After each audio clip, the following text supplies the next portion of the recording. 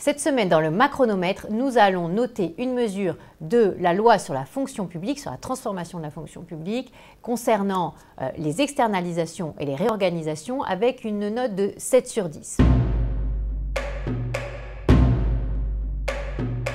Deux volets. Le premier volet, externalisation. Ça veut dire un service public qui était géré par une collectivité sera maintenant géré par une entreprise privée et les agents ne pourront plus refuser, même s'ils sont titulaires de la fonction publique, même s'ils ont un statut, ne pourront plus refuser de travailler pour le nouveau gestionnaire, même privé, du service public en question. C'est une grande avancée parce que jusqu'à maintenant, ils pouvaient le refuser quand ils étaient titulaires.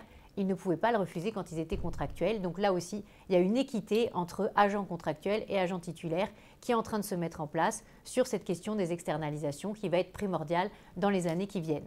Sur le volet réorganisation, alors là c'est différent, c'est je change l'organisation des missions publiques, je passe par exemple la gestion de l'éducation de l'État vers les régions et là forcément des agents de l'État vont devenir potentiellement des agents des collectivités.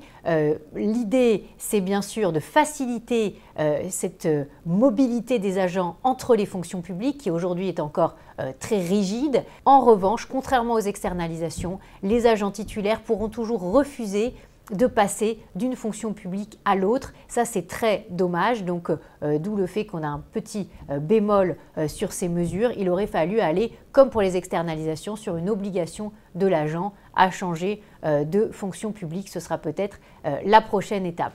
Autre élément, il y aura potentiellement des plans de départ volontaires avec indemnité de départ volontaire.